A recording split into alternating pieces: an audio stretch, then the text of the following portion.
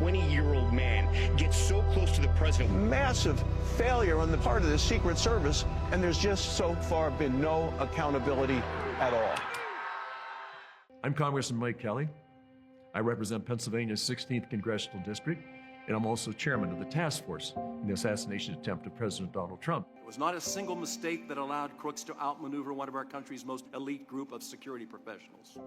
There were security failures on multiple fronts.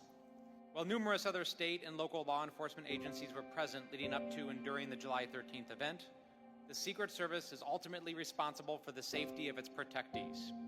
It is clear that the Secret Service failed on July 13th.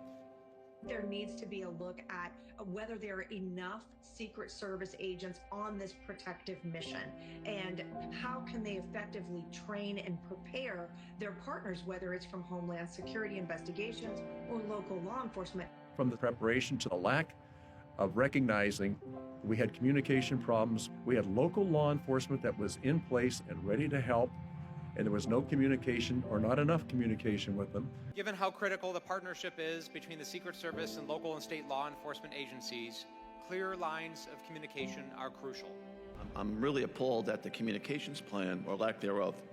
I can't fathom how that would be acceptable, and it's absolutely not acceptable. We had 2 separate command posts that day, so even the people that would be able, if they couldn't hear it over their radio sets, they could have talked back and forth. Or day before the event, do you have a walkthrough with the Secret Service? The main meeting at the site was Thursday. No walkthrough the day of, no walkthrough the day before. There's about 7 different ways the Secret Service could have secured that building. A 10-year-old looking at that satellite image could have seen that the greatest threat posed to the president that day outside the security perimeter was the AGR building and that roof.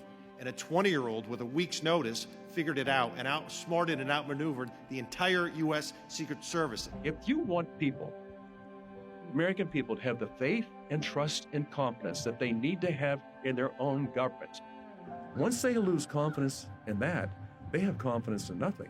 It is stunningly unbelievable to me that the best of the best, the elite of the elite, weren't able to do step 1, and that was just securing the site, being able to communicate. The task force, since day 1, has been collecting information, thousands and thousands of pages, mountains of information. It wasn't like you had 5 minutes to set up. You knew you were coming. You knew all these things, these assets were going to have to be available. And the American people deserve answers.